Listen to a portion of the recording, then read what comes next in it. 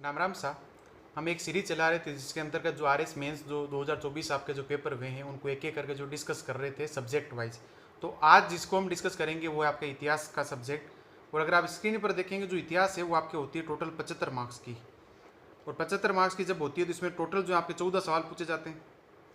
और 14 में से जो 5 सवाल होते हैं वो होते हैं आपके 2-2 मार्क्स के। और अगले जो 5 सवाल होते हैं वो आपके 5-5 मार्क्स के। और जो लास्ट हैं वो 4 सवाल वो होते हैं आपके 10-10 नंबर के। ये ध्यान रखें आप। और अगर हम अब पहले सवाल की बात करें कि क्या है और क्या नहीं है, वो है चरणदासी पंथ की 2 महिला संतों के जो है वो नाम लिखे हैं। तो ये तो मेरे हिसाब से बेसिक नोट से आ रखा है। अगर आपने कहीं पर भी पढ़ रखा है तो आप इसका आंसर लिख सकते हैं, दयाबाई और शेरजो भाई। प्लस हिंदी ग्रंथ अकादमी की जो किताब है उसमें भी लिख रखा है ना। सबसे ऑथेंटिक अगर कोई बुक है तो यही आप ध्यान रखें। ये आरबीसी की किताबें हैं तो यहाँ पर जो है आपको मिल जाएगा आराम से। अगला है तो इसको हम क्या कह सकते हैं, सिंपल है ये ध्यान रखिए। यहाँ पर तो आपके 2 में से 2 नंबर आने चाहिए, क्योंकि जब मैं कोई आरएस की इतना स्पेसिफिक नहीं रही मेरी को तैयारी, फिर भी अगर चीज़ें सही हो रही है तो आपके चीज़ जो है सही निश्चित रूप से होनी चाहिए। फिर है अगला सवाल कि मारवाड़ राज्य में हाथ का कुरूप से क्या आशय है। ये सवाल टफ है अपने आप में, ये ध्यान रखिए। ये एक तरह का दरअसल कर है मेरे हिसाब से, मैंने पूरा नहीं देखा, मुझे याद नहीं, आंसर तो बहुत पहले देखा था, शायद एक कोई तरह का कर है। लेकिन ये सवाल टफ है और यहाँ पर ज़्यादातर के जो है वो नंबर जो है वो कटेंगे आपके। ठीक है, तो मैंने तो खुद ही जो कर ही लिखा, तुक्का ही मारा था, थोड़ा सा हो सकता है कि सही डायरेक्शन में गया या नहीं गया वो मुझे नहीं पता, लेकिन लिखा इसी के इर्द गिर्द कुछ था। तो यानी कि पहले जो 2 सवाल हैं आपके वो राजस्थान पार्ट के हैं, ये ध्यान रखें आप। ठीक है, पहले 2 सवाल आपके क्या हैं, वो राजस्थान पार्ट के हैं। अब अगले जो 2 सवाल आएंगे 2-2 नंबर में वो आएंगे आपके इंडिया के पार्ट के। यहाँ पर मैं आई लगा देता हूँ। ठीक है, तो सवाल क्या है कि भारत की प्रथम पंचवर्षीय योजना का प्रारूप किसने बनाया और ये किस मॉडल पर जो आधारित है। अब देखिए, ये सवाल सबके लिए इसका लेवल अलग अलग है। किसी के लिए बहुत ज़्यादा टफ है, किसी के लिए मॉडरेट है, किसी के लिए सिंपल है। चीज़ें डिपेंड करती है कि उसने कंटेंट ढंग से पढ़ा या नहीं पढ़ा, रिवीजन कितनी बार किया। ठीक है, तो अगर खुद के स्तर पर कहूँ तो मैं अपने स्तर पर तो जो इसको मॉडरेट या फिर थोड़ा सा सिंपल से मॉडरेट मान सकता हूँ, लेकिन कईयों के लिए टफ भी हो सकता है। और ये सवाल आपके लिंक करता है 2 चीज़ों से, एक तो इकोनॉमिक्स में भी मिलता है इसका आंसर, जैसे मुन्नाल सर के नोट से तो वहाँ पर है, प्लस आपके जो है पोस्ट जो मॉडर्न हिस्ट्री है उसमें भी इसका जो है वो आंसर मिल जाता है। ठीक है ना। तो पहली चीज़ तो ये कि किसने प्रिपेयर किया, तो योजना आयोग उस दौर में था, तो आप वो बता सकते थे। और ये तो मेरे हिसाब से कोई भी लिख सकता था। किस मॉडल पर आधारित था ये थोड़ा सा बच्चों के लिए जो है वो टफ था मेरे हिसाब से। और एनसीईआरटी में जो इकोनॉमिक्स की एनसीईआरटी है ना 11वीं, उसमें सेकंड जो पंचवर्षीय योजना थी उसके मॉडल का नाम दे रखा है, फर्स्ट मॉडल का जो है वो नाम नहीं दे रखा है। शायद कुछ हेमरोड कुछ ऐसा मॉडल था, मैं एग्जैक्ट मुझे याद नहीं आ रहा, आप जो है वो देख सकते हैं चैट जीपीटी या फिर आपके खुद के नोट्स में मिल जाएगा वो मॉडल। और मोनाल सर के जो नोट्स हैं जो यूपीएससी में प्रिपरेशन करवाते हैं, उन्होंने पूरी पूरी एक टेबल बनवा रखी है कि इस पंचवर्षीय योजना का ये मॉडल था, ये लक्ष्य रखे गए थे। तो वहाँ से भी आप चीज़ों को देख सकते हैं या फिर अपने इकोनॉमिक्स के नोट से वहाँ से देख सकते हैं। अगला है अहमदी आंदोलन, तो ये तो मेरे हिसाब से सिंपल था एकदम। ठीक है, कहीं पर भी मिल जाएगा, जैसे मैंने तो स्पेक्ट्रम पढ़ा, बाकी आपके आरबीसी किताबें वगैरह में जो है वहाँ पर सब जगह मिल जाएगा कहीं ना कहीं, तो सिंपल है। और मेन चीज़ ये कि सिंपल होने के बाद भी जिसने स्पेसिफिक चीज़ें लिखी उसको ज़्यादा नंबर मिलेंगे। जैसे मेरे साथ क्या हुआ, मैं 2 चीज़ें भूल गया, और ये वो 2 चीज़ें जो परेशान करेगी बहुत ज़्यादा। एक तो इनके संस्थापक का नाम जो है वो एकदम से दिमाग से निकल गया शायद, है ना, तो एक संस्थापक में भूल गया, प्लस उन्होंने एक किताब लिखी थी बेहरी ने एम दिया, वो भी मैं भूल गया, वहाँ पर एकदम से दिमाग से निकल गई। और भूलने का कारण था कि उस दौर में जब जून में जो है आपके आर एस मेन्स का एग्जाम हो रहा था, उसी वक्त जो है मेरे यूपीएससी का भी जो है एग्जाम था मेंस का, तो दोनों को मैनेज करना थोड़ा सा मुश्किल हो रहा था। तो इस कारण से जो फैक्चुअल पार्ट था ना थोड़ा सा वो जो है वीक रह गया। तो ये अगर आपने स्पेसिफिक चीज़ें लिखी तो आपको ज़्यादा नंबर मिलेंगे। और मेरे जैसों ने अगर ये छोड़ के आए तो उनके जो है यहाँ पर स्कोर जो है नीचे जाएगा, भले ही सवाल सिंपल हो, है ना। मैं बार बार कहता हूँ सवाल सिंपल होने से कुछ नहीं होता, आपने कंटेंट कितना ढंग का लिखा है उस पर डिपेंड करेगी चीज़ें कि आप क्या कर रहे हैं और क्या नहीं कर रहे हैं। और इस बार तो ऐसा हुआ है कि कई सारे सवाल तो इतने टफ हैं कि कोई टच भी नहीं कर पा रहा है। तो जहाँ पर फिर टच नहीं कर पा रहा है तो जहाँ पर आप सिंपल और मॉडरेट में एकदम एग्जैक्ट कंटेंट जो लिख के आएगा ना वही नंबर जो है यहाँ पर जो है वो गेन करेगा। तो इंडिया के 2 पार्ट 2 सवाल अपन ने देख लिए, जो सिंपल टू मॉडरेट और जो है कुछ कुछ के लिए जो है टफ भी जो है वो हो सकते हैं। अगला सवाल है आपके थर्मिडोरियन प्रतिक्रिया क्या है। अब यार मेरे लिए खुद के लिए टफ है, बाकी मैं नहीं बता सकता कि बाकी के लिए क्या हो सकता है। अगर आपने चीज़ें ढंग से पढ़ी है तो सिंपल हो सकता है आपके लिए। तो ये मेरे हिसाब से फ्रांसीसी क्रांति से कुछ संबंधित है। अब कोई कहेगा फिर आपके लिए कमज़ोर कैसे होगी चीज़, मेरे लिए कमज़ोर ऐसे होंगी कि यूपीएससी में जो है वर्ल्ड हिस्ट्री का बड़ा कम वेटेज रहता है ना, एक सवाल मुश्किल से पूछा जाता है। तो यहाँ पर जो इसलिए जो मैं पूरा उस तरीके से रिवीजन नहीं हो पाया जिस तरीके से होना चाहिए था। लेकिन अगर आपने आरएस में अगर चीज़ ठीक से पढ़ी या फिर आपके नोट्स में है तो फिर कोई दिक्कत नहीं है। बाकी मेरे लिए खुद के लिए पर्सनली जो है ये टफ है। और हाँ, लेकिन ये ज़रूर है, मैं जिस चीज़ को जो लिंक कर गया तो यूरोप से ही कर गया था, क्योंकि मुझे पता था कि वर्ल्ड हिस्ट्री से आ रखा है। और जब नाम ये जो है थर्मिडोरियन, तो कहीं ना कहीं जो है यूरोप के इतिहास से जो इसका जो है वो लिंकेज जो है बैठता है। तो 5 सवाल अपन ने देखे अभी तक।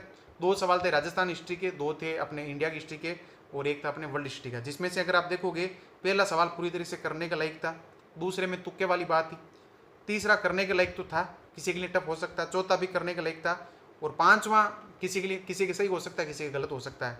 यानी कि 5 में से अगर आप मैं कहूँ, पहला सवाल, तीसरा सवाल और चौथा सवाल, 3 सवाल तो आपके करने के लायक थे और कि हर किसी को जो है वो अटेम्प्ट करने चाहिए थे, है ना। और बाकी 2 सवाल जो है वो डिपेंड करता है कि आपने कितना जो है वो तुक्का सही मारा है।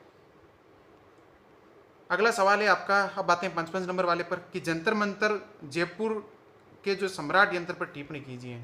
अब ये किसी भी नोट्स में मैंने नहीं देखा, सिर्फ ये चीज़ें दे रहे कि जंतर मंतर क्या है और क्या नहीं है, बाकी नोट्स में नहीं है। अब हिंदी ग्रंथ अकादमी में है या नहीं मुझे नहीं पता, अभी मैंने पढ़नी शुरू की उसको, बाद में पता लग पाएगा कि उसमें जो है सम्राट यंत्र के बारे में क्या लिख रखा है और क्या नहीं लिख रखा है। मैंने कहीं नहीं पढ़ा है, ठीक है। स्प्रिंग बोर्ड वगैरह नोट्स में मैंने थोड़े बहुत देखे थे, वहाँ पर तो मुझे ये नहीं मिला, ठीक है। और प्लस एक चीज़ आप ध्यान रखें कि जो RS मेंस में ना, ये स्प्रिंग बोर्ड वगैरह के नोट्स, जो भी कोचिंगों के नोट्स हैं वो फेल हो रहे हैं। तो आप बेवकूफ़ न बनिए बिल्कुल भी कोचिंगों के चक्कर में। अगर आप ये सोच रहे हैं कि मैं कोचिंग कर लेता हूँ और सब चीज़ें कर लूँगा, तो वहाँ से आप पास नहीं होने वाले। जब तक आप मेहनत नहीं करोगे तब तक पास नहीं होगे, बिल्कुल भी कोचिंगों पर निर्भर ना रहे। तो ये सवाल अपने आप में तो क्या टफ है। अगर आप इसका इंट्रो लिखते हो तो इंट्रो ये लिख सकते थे कि भाई यूनेस्को ने जो है वो जंतर मंतर को जो है क्या है वो WHS में शामिल किया ना, वर्ल्ड हेरिटेज साइट में शामिल किया, इससे शुरुआत कर सकते थे। उसमें ये भी लिख सकते थे उसी का पार्ट क्या सम्राट यंत्र है। तो मेरा थोड़ा बहुत जंतर मंतर से अगर कोई परिचय हुआ है तो वो हुआ है UPSC के इंटरव्यू प्रिपरेशन में। वहाँ पर मैंने जो है इस सम्राट यंत्र के बारे में जो है थोड़ा सा पढ़ा था, है ना। लेकिन पढ़े हुए काफ़ी वक्त हो गया था, यूट्यूब पर सुना था और वहीं से नोट्स बनाए थे। तो थोड़ा बहुत मैंने जो तुक्का मारा था उस आंसर के आसपास है वो, जो भी तुक्का मारा गया था, ये ना। जैसे सूर्य ग्रहण लिख दिया मैंने, चंद्र ग्रहण लिख दिया, खगोलीय गतिविधियाँ कुछ ऐसी लिख दी कि भी हाँ माप सकते हैं, समय माप सकते हैं, ऐसी कुछ चीज़ें मैं लिख के आया था। पूरी तरीके से कितनी सही है वो तो एग्जाम के बाद पता लगेगा। हाँ, लेकिन आप ऐसा लिख सकते थे कि अगर आप बेसिक, अगर आपको पता है कि जंतर मंतर क्या है, किस चीज़ के लिए बना, अगर खगोलीय चीज़ों के लिए बना है तो सम्राट यंत्र यानी सबसे बड़ा यंत्र हो सकता है, तो ये भी तो उन्हीं चीज़ों के लिए बना होगा। तो अगर आपको आंसर पता भी नहीं ना, तो आप कहीं ना कहीं आसपास में जो है आंसर में जो है वो चीज़ें लिख सकते थे तुक्का मारकर, कि भाई खगोलीय से संबंधित है, चंद्र ग्रहण, सूर्य ग्रहण, समय का पता कर पाना, है ना। ये सब चीज़ें अगर आप करते तो शायद कुछ ना कुछ तो आपको जो है वो मिलता ही मिलता। और बाकी जैसे है ना, और एक अच्छा सा जो है वो आप कंक्लूजन लिख देते, ठीक है ना। यहाँ पर थोड़ा सा मुश्किल है कि क्या कंक्लूजन लिखा जाए, लेकिन लिखना तो जैसे कि मैं कहूँ, अगर इंट्रो में आप लिख सकते थे कि ये दरअसल जंतर मंतर का जो सम्राट यंत्र है किसने बनवाया, जो जय सिंह जी थे या फिर कोई भी थे, वो आप इंट्रो में लिख सकते। कंक्लूजन में आप जो यूनेस्को का जिक्र कर सकते थे ना, यूनेस्को यहाँ पर ज़्यादा बेटर रहता, WHS वर्ल्ड हेरिटेज साइट। अब आता है अगला सवाल, राजस्थान के किसान आंदोलन में जो चंडावल घटना को लिखी है। तो ये तो यार जो RS के प्रॉपर बच्चे हैं उनके लिए सिंपल सवाल है, ठीक है। अब मेरे जैसों के लिए सवाल जो है मॉडरेट टू टफ है, क्योंकि इतनी कोई कमांड है नहीं जितनी आपकी हो सकती है, ठीक है।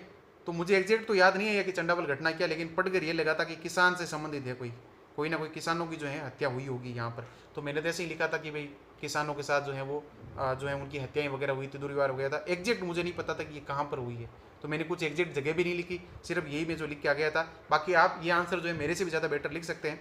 अब किसान, वैसे सवाल में भी लिखा हुआ किसान आंदोलन है ना, तो यही मैंने लिख दिया कि हत्याएं वगैरह जो है हुई थी। यहाँ पर आप इंट्रो में अच्छा सा इंट्रो लिख सकते थे कि राजस्थान में किसान आंदोलन जो है वो क्या पृष्ठभूमि रही है, उसको लेकर लिख सकते थे। या फिर आप उसको इंडिया के पार्ट से भी जोड़ सकते थे कि जिस प्रकार जो है भारत में चंपारण आंदोलन की जो है परंपरा रही, या खेड़ा आंदोलन की रही, या फिर कोई दूसरे जो आंदोलन है उन्हीं की परंपरा में जो है चंडावल घटना को आप जो है बता सकते थे कि उस तरीके से जो है राजस्थान में जो चीज़ें आगे बढ़ी थी और क्या क्या चीज़ें हुई थी, उसको आपको जो डिटेल में यहाँ पर लिखना था। और अंत में आप कंक्लूजन लिख सकते थे। उस कंक्लूजन को जो है राजस्थान की आज़ादी की बात से जो आप जोड़ सकते थे कि बाद में जो भूमि सुधार करके जो है किस प्रकार जो किसानों को जो है वो न्याय दिया गया था। अगला जो आता है कि पंचरात्र की अवधारणा को क्या है, पंचरात्र अवधारणा, ये सवाल है टफ। अब टफ, बाकी अगर किसी ने पंचरात्र पढ़ा है ना कहीं पर भी, उसके लिए तो सबसे सिंपल सवाल होगा ये वाला, क्योंकि सीधा पॉइंट ही लिखने की क्या क्या पॉइंट, जो 5 बातें इसमें होती है 5 रात्र की, वो आपको लिखनी थी। बाकी आप ChatGPT पर सर्च कर सकते हैं कि क्या है। अब देखो मैंने यूपीएससी प्रिपरेशन की तो मैंने ये कहीं पर भी नहीं पढ़ा, दरअसल कहीं पर भी नहीं पढ़ा, ठीक है, मेन प्रॉब्लम ये है। लेकिन अगर आपका मैं इसका जिक्र बताऊँ ना कि ये आपको जिक्र कहाँ हो सकता है इसका, मैंने जो अभी हिंदी ग्रंथ अकादमी शुरू की ना, वहाँ पर जो है इसका जिक्र हो रखा पंचरात्र का। अब अगर मैंने पहले पढ़ी होती हिंदी ग्रंथ अकादमी तो मेरे हिसाब से मेरी यहाँ नुकसान होता, क्योंकि वहाँ पर 5 रात्र लिखा हुआ तो मैं नेट पर जो है 100% जाकर सर्च करता कि 5 रात्र की धारणा होती क्या है। लेकिन यहाँ पर मेरे से गलती हुई, राजवीर सर के नोट्स फॉलो करना है ना, राजवीर जो चल कोई है, वो नोट्स जो हैं वो प्रीलिम्स टाइप के ही हैं, बस आप आरएस उस यानी आप जो है आरएस प्रीलिम्स निकाल सकते हैं उन नोट्स से, बाकी वो एग्जाम निकाल सकते हैं, आरएस नहीं निकाल सकते आप। वो नोट्स स्प्रिंग बोर्ड के इस तरह के हैं। पॉलिटी के नोट्स भी मैंने देखे, वहाँ पर भी वही हालत है, यानी लेवल ही नहीं है आरएस मेंस का, कुछ भी लेवल नहीं है ना, वहाँ पर इंटरव्यू का लेवल है। तो आप ध्यान रखें, ऑथेंटिक किताबें पढ़ें, हिंदी ग्रंथ अकादमी और आरबीएससी की, इन किताबों को अवॉइड करें, इनके वीडियो आप जरूर देख लें कि भाई, ताकि अब जब आप रिवीजन, लेकिन पढ़े पहले खुद, बाद में मान लीजिए आप चीज़ें याद नहीं हो रही या फिर फ्री में बैठे तब वीडियो देख लें, ताकि चीज़ें लिंक हो जाए, थोड़ा बहुत रिवीजन हो जाए। बाकी किताबें नोट्स इनके में पढ़ने को आपको कहूँगा अवॉइड ही करें पूरी तरीके से, नहीं तो आरएस जो है बहुत ज़्यादा दूर की जो है वो बात हो सकती है। 9वां सवाल है कि मुगलकालीन जो वास्तुकला पर जो देशज प्रभाव का जो परीक्षण कीजिए। तो यहाँ पर ये सवाल आपके आ रखा है एनसीईआरटी से, ठीक है।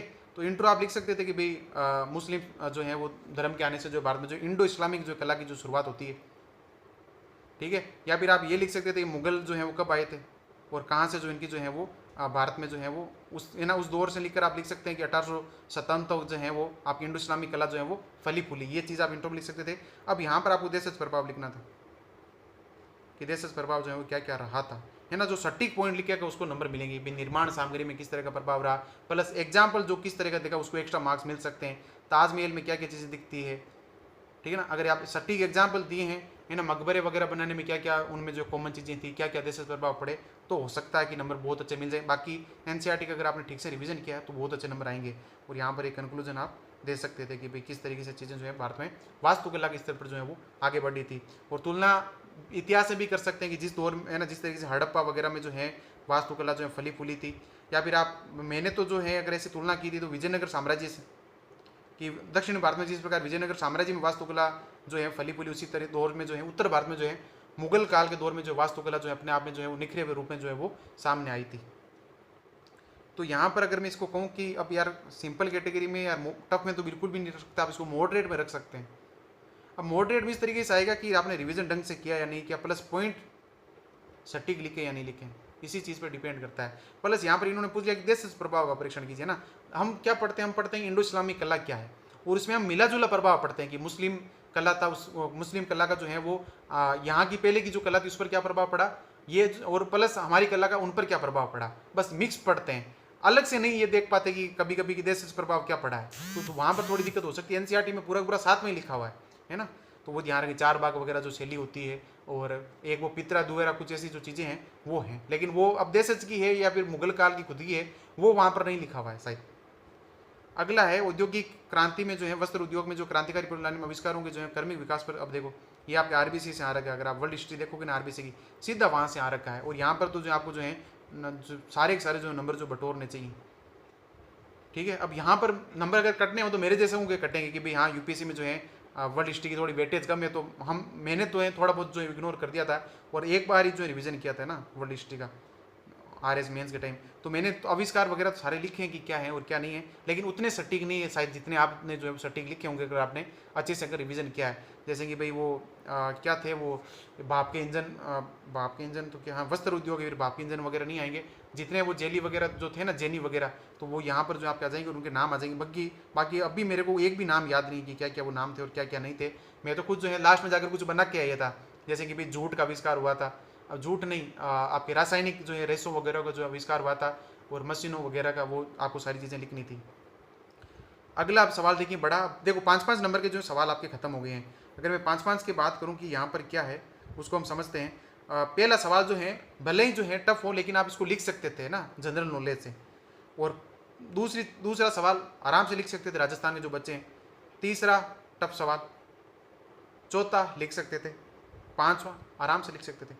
तो 5 में से जो 7 सवाल हैं, नहीं 4 सवाल हैं सॉरी, वो आप जो है वो आराम से लिख सकते थे, या फिर उसके आसपास जो आंसर उसके लिख सकते थे ना। तो ये ध्यान रखें। तो हिस्ट्री में कम से कम जो है आपके ठीक ठाक जो चीज़ें चल रही है, बहुत ज़्यादा खराब तो नहीं चल रही कि कुछ समझ में नहीं आ रहा। और अगला सवाल है कि मध्यकालीन राजस्थान की जो राजस्व व्यवस्था का जो वर्णन कीजिए। ये तो सवाल आपके कहीं पर बेसिक नोट्स में मिल जाएगा, आरबीसी किताबों में मिल जाएगा, प्लस हिंदी ग्रंथ अकादमी है वहाँ पर मिल जाएगा। अब देखो मैं खुद चाहता था कि मैं जो एक एक आंसर जो है पॉइंट टू पॉइंट लिखा हूँ आपके लिए। बाकी जैसे इकोनॉमिक्स वगैरह में अगर मैंने लिखे हैं ना यहाँ पर, इसलिए लिख पाया हूँ क्योंकि यूपीसी मेंस का भी मैं हाथों हाथ देख के आया हूँ, तो सारी सारी चीज़ें जो याद है दिमाग में बैठी हुई है। लेकिन ये राजस्थान इतिहास वगैरह पढ़े हुए मुझे खुद जो जून के बाद मैंने हाथ ही नहीं लगाया। अब यहाँ पर मैं कुछ भी लिखूंगा उल जुलूल लिख दूंगा तो उसका कोई मतलब नहीं। इसका आंसर आपको पहले से पता है कि क्या है और क्या नहीं है। यहाँ पर आप एक अच्छा सा अगर इंट्रो लिख रहे हैं और बाद में मेन बॉडी में सारा अगर स्पेसिफिक पॉइंट लिखे हैं सारे के सारे, तो आपको अच्छे नंबर मिल सकते हैं। बाकी मैंने तो जो है थोड़ा बहुत मल्टी डायमेंशनल बनाने की आदत रहती है कि भाई राजस्व व्यवस्था थी तो इसके मुद्दे क्या थे, भाई शोषण वगैरह जो चीज़ें थी, ठीक है ना, वो आप लिख सकते थे कि इस तरह के मुद्दे भी थे, है ना, ये जो है कहीं ना कहीं खराब चीज़ें भी थी इसमें। और यहाँ पर जो है लास्ट में आप अच्छा सा कंक्लूजन लिख सकते थे, ठीक है ना।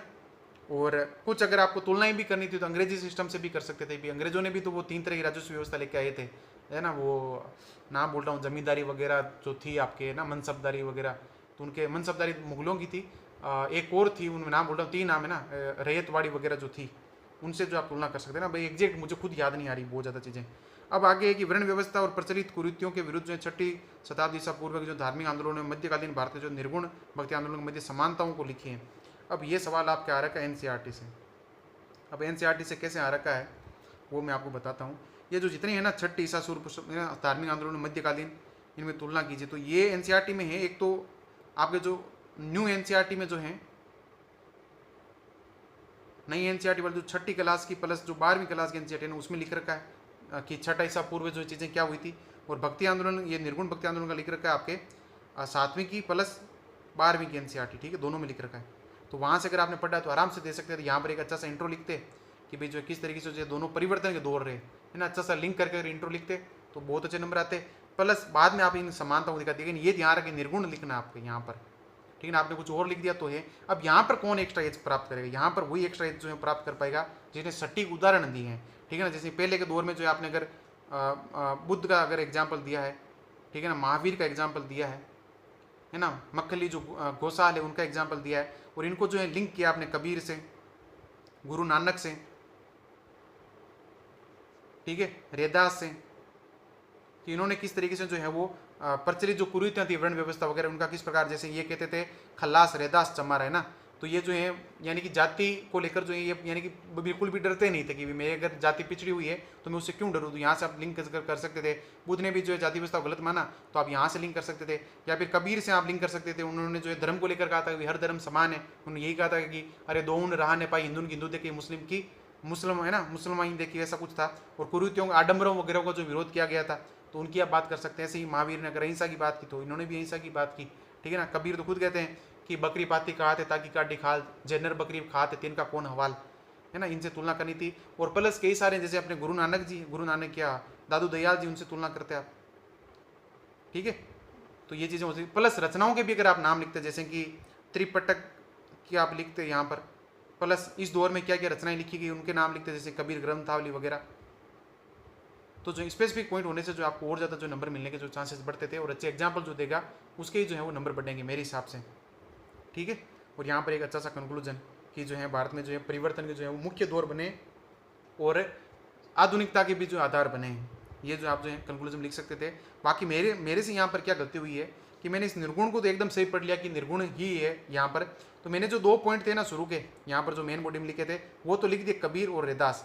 आगे जाके मेरे तीसरे और चौथे पॉइंट में गलती होगी कि मैंने वहाँ पर एक तो यानी एग्जाम्पल जो 6वीं शताब्दी से पूर्व थे वो तो एकदम सटीक लिखे हुए हैं कि क्या क्या है, लेकिन निर्गुण वाले में मैंने यहाँ पर मीरा लिख दिया एक तो गलत और एक सूरदास लिख दिया।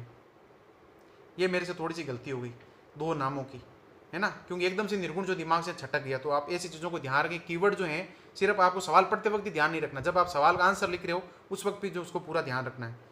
अगला सवाल क्या कि भारतीय स्वतंत्रता संग्राम में अपनी 3 दशक की भागीदारी के दौरान महात्मा गांधी प्रत्येक पीढ़ी हेतु किस प्रकार प्रासंगिक थे। अब ये सवाल अपने आप में टफ नहीं होना चाहिए, सवाल टफ होगा इसका स्ट्रक्चरिंग में सवाल ये टफ हो जाएगा, इसीलिए जो है ये मॉडरेट टू टफ बनेगा,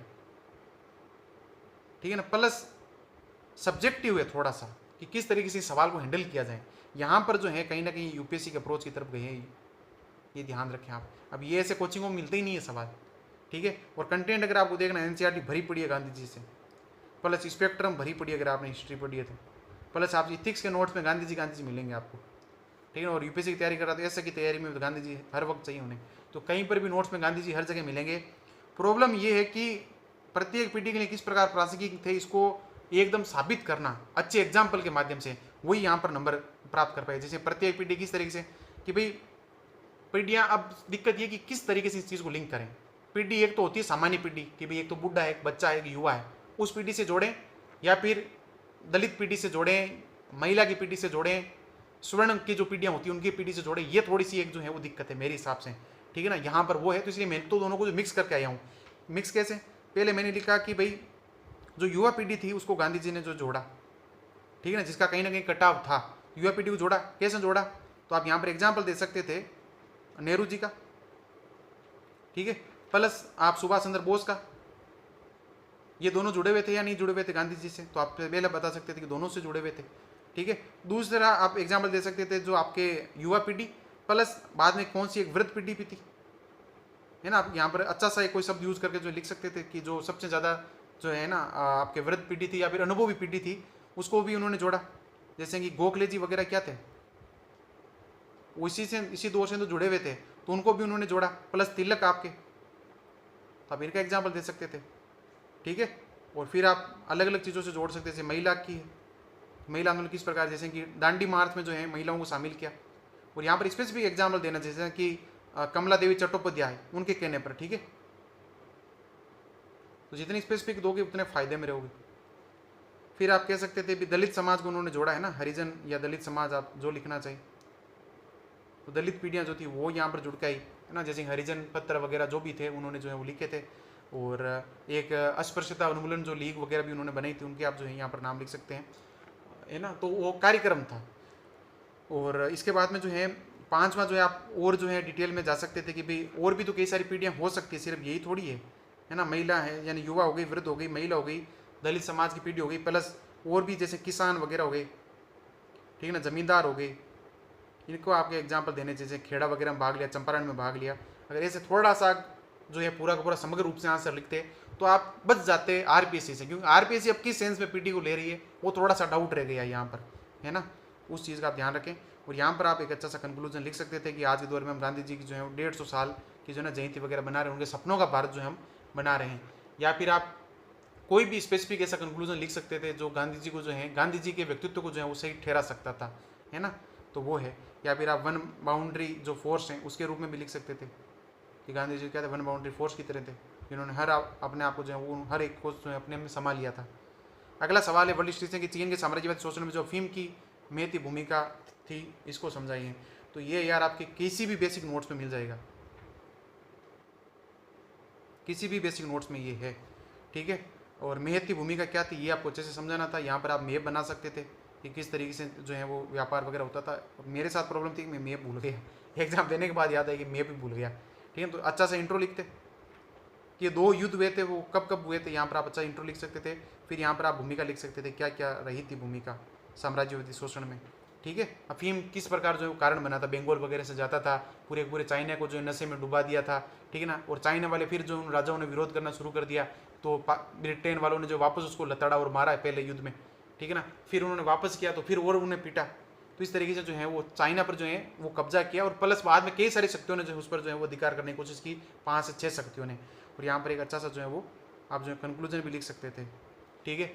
अब कंक्लूजन तो आप कैसा भी लिख सकते थे मेरे हिसाब से कि क्या हो सकता है ना, या तो आप हिस्ट्री से स्पेसिफिक जोड़ के लिख सकते थे कि भाई साम्राज्यवाद जो है वो किस तरीके से जो है इन चीज़ों ने जो है वो चीन को बर्बाद किया था, या फिर किसी भी एक औपनिवेशिक जो है देश को बर्बाद किया था। और बाकी आप करंट से भी ऐसे कर सकते थे कि इन्हीं सब नीतियों के कारण हुआ क्या है, भारत के दोनों तरफ आज क्या है।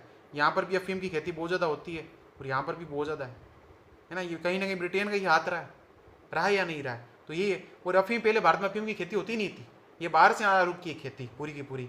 तो आप ऐसे जो है लिंक करके जो है वो एग्जाम्पल दे सकते हैं कि चीन ही सिर्फ प्रभावित नहीं हुआ है, भारत भी बहुत ज़्यादा हुआ है, ठीक है ना। तो ये रहा है मोटा मोटा खाका। और अगर मैं बड़े वाले सवालों की बात करूं तो पहला सवाल जो है आपके राज्य व्यवस्था वाला वो पूरी तरीके से करने के लायक था।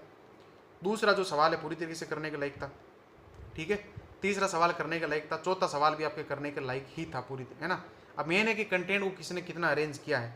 तो चारों सवाल आप अच्छे से लिख सकते थे, लेकिन सवाल उठता है कि नंबर किसके बेटर आएंगे। नंबर उसके बेटर आएंगे ढंग का इंट्रो लिखा है, ढंग का कंक्लूजन लिखा है, मेन बॉडी को एकदम स्ट्रक्चर्ड वे में लिखा है, सटीक पॉइंट लिखे हैं, सटीक भाषा को यूज किया है, अच्छे एग्जाम्पल लिखे हैं और सवाल की डिमांड को एकदम एग्जैक्ट समझा है। वही जो है यहाँ पर जो है वो एक्स्ट्रा जो है मार्क्स जो है वो गेन कर सकता है। है ना मेरे हिसाब से। और ये पेपर आप देखने के बाद एक तो चीज़ अनुमान आप लगा ही लें कि अगर आप आंसर राइटिंग प्रैक्टिस नहीं कर रहे हैं तो यहाँ पर आप बहुत अच्छा स्कोर नहीं कर सकते, क्योंकि बड़े वाले सवाल ऐसे हैं जहाँ पर फ्रेमिंग जो है वो बहुत बड़े लेवल पर जो आपको करनी पड़ेगी अच्छे से ढंग से, ठीक है ना। प्लस कोचिंगों पर बहुत ज़्यादा निर्भर नहीं रहना है, ऑथेंटिक किताबें पढ़ें। कोचिंग वालों को सिर्फ आप सुन लें कि भाई यहाँ थोड़ी बहुत चीज़ें याद नहीं हो रही तो वो सुनने तक उनको सीमित रखें, नोट्स वगैरह उनके जो है बहुत ज़्यादा फॉलो ना करें। मैं तो यही कहूँगा एक बार आप हिंदी ग्रंथ अकादमी की जो राजस्थान के इतिहास की किताब उठा कर देखिए, उसकी भाषा को पढ़िए, आपको जो खुद को जो है आनंद आएगा पढ़ने में कि क्यों मैं फालतू में जो अपना पैसा जो कोचिंगों में बर्बाद कर रहा था पढ़ने में।